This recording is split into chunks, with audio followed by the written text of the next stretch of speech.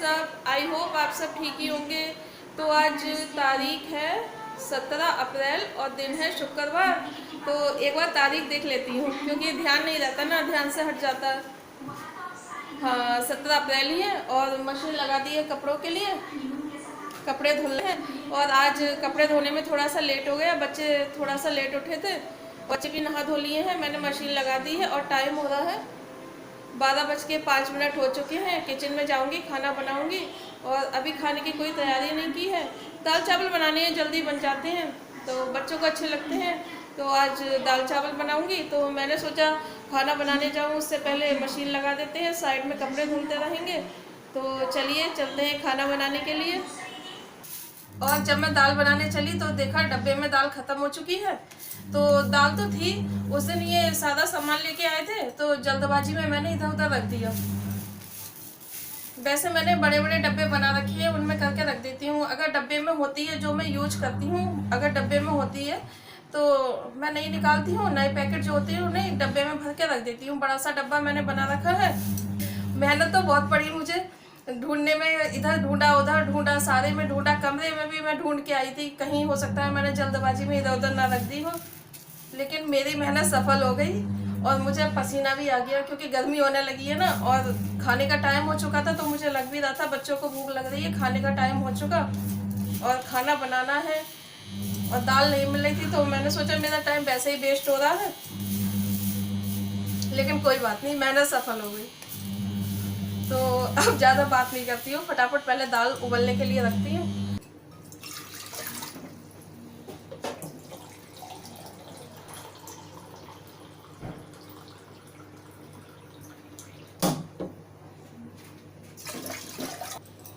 और जितना टाइम मुझे दाल ढूंढने में लगा है, इतनी देर में दाल मेरी बन गई होती है अब तक।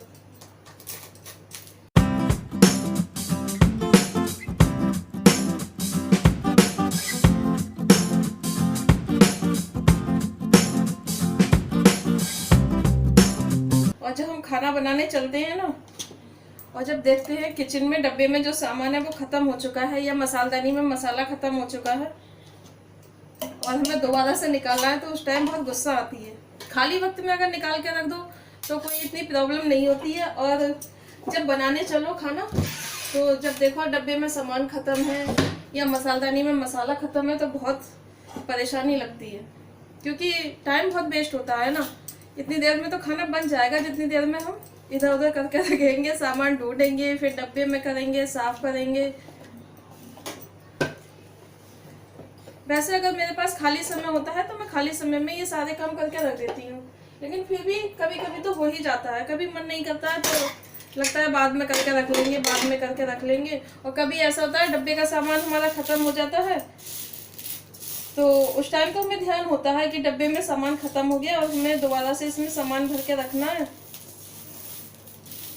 तो सारा काम निपटा के हम इस सामान को भर के रख देंगे, और काम निपटाते निपटाते हमें याद ही नहीं रहती है कि हमें डब्बे में सामान करना है। और बनाने चलते हैं तब याद आती है, अरे यार सामान तो हमारा ख़त्म है, हमें सामान निकालना है। तो उस टाइम बहुत मुश्किल सी लगती है। अब आप लोग देखिए, अब तो मेरी दाल बन के रेडी हो चुकी होती। एक तो मैं रख के भूल गई, उसका मुझे बहुत गुस्सा आ रहा था। मैंने पता नहीं कहाँ रख दी, कहाँ नहीं रख दी, और फिर मिल गई दाल तो फिर खुशी भी हुई कि हाँ भाई मिल गई, मेहनत सफल हुई।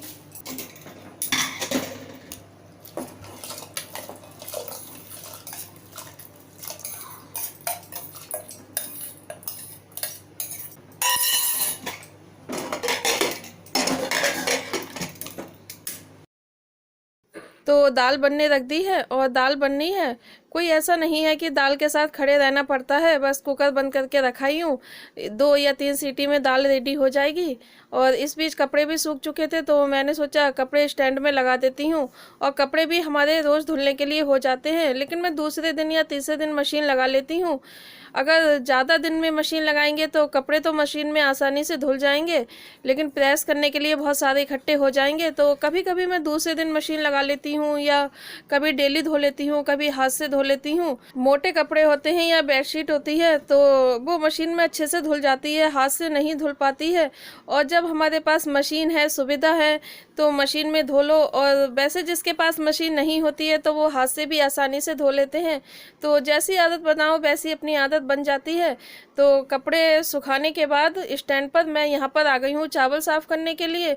देख रही हूँ चावल में कुछ है तो नहीं, वैसे तो चावल साफ़ है।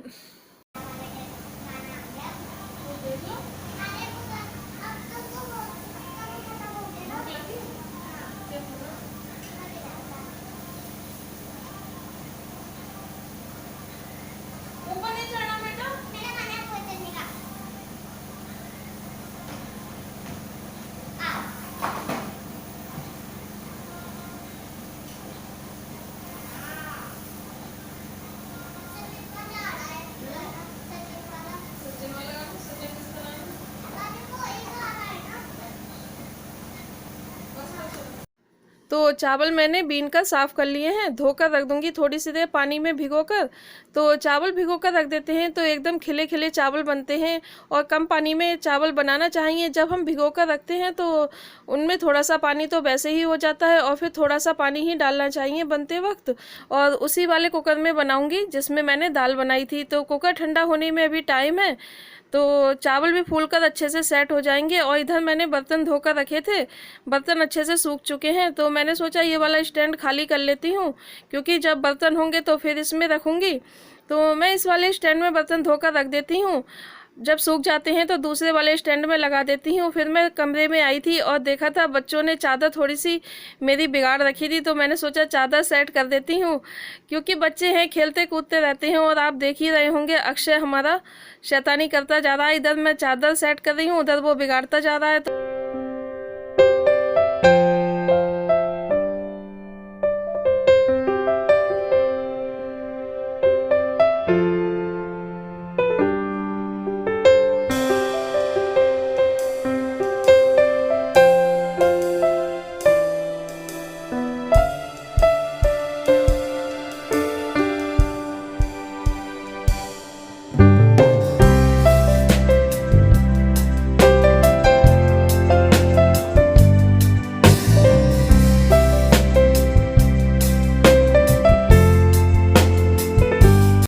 तो कपड़े मेरे धुल चुके हैं और मशीन को पोंछकर ऊपर से मैंने टॉवल से ढक दिया है। और इधर जो कपड़ों का पानी फैला है वहीं पर मैं वाइपर लगा रही हूँ। वैसे तो मैंने सुबह झाड़ू पोछा सब कर लिया है, लेकिन साइड मशीन रखी हुई है, तो जब कपड़े धोती हैं तो पानी थोड़ा बहुत तो फैल ही जाता है। थोड़ा क्या है, वैसे ज़्यादा फैल ही जाता है। और इधर नाली भी है तो नाली से थोड़ा सा बाहर आ जाता है, ज़्यादा नहीं आता है, थोड़ा सा पानी ही बाहर आता है। तो वही साफ कर रही हूँ।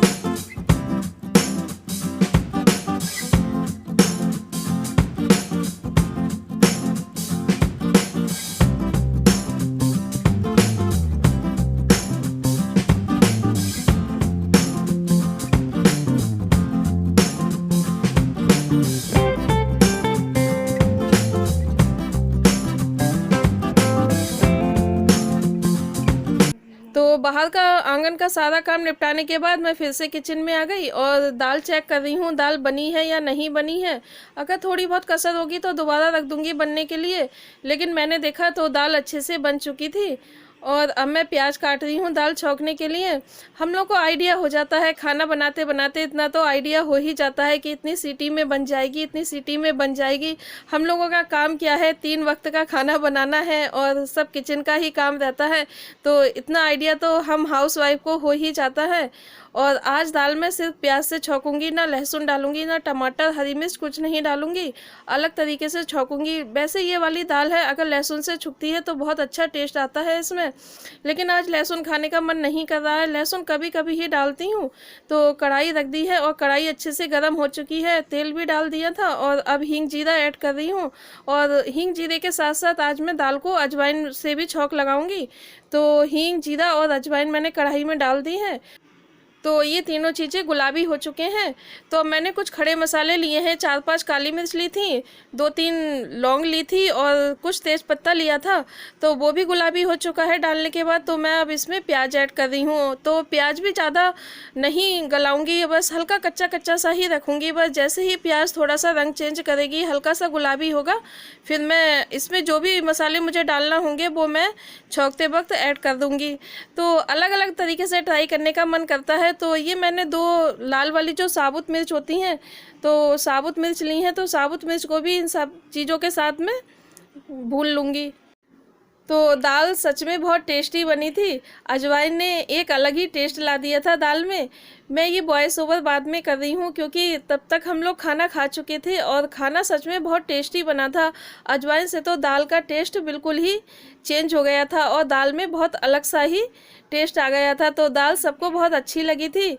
तो होता है कभी कभी हमें अलग तरीके से ट्राई करते रहना चाहिए। और कुछ मसाले भी मैंने छौंकते वक्त इसमें अलग तरीके से डाले थे। जैसे वैसे छौंकती हूँ तो अलग तरीके से छौंकती हूँ, और कभी मन करता है कि हमें कुछ अलग तरीके से करना चाहिए तो अलग तरीके से करते हैं। तो बहुत ही अच्छा खाना बना था, मतलब सारे मसाले हैं और जो भी चीज़ मैंने डाली थी एकदम सब कुछ परफेक्ट बनी थी। एक बार आप लोग भी इस तरीके से ज़रूर ट्राई कीजिएगा और मुझे बताइएगा कि कैसे बनी थी। अगर कुछ कमी हो तो बताना, और आप लोग भी मुझे सजेशन देना, क्योंकि आप लोग के सजेशन का भी मुझे इंतज़ार रहता है और हम एक दूसरे से पूछकर ही ट्राई करेंगे तो हमारा थोड़ा सा खाने का टेस्ट है या किसी चीज़ का भी टेस्ट है वो अलग हो जाता है, तो अच्छा लगता है। तो प्लीज़ एक बार ज़रूर ट्राई कीजिएगा।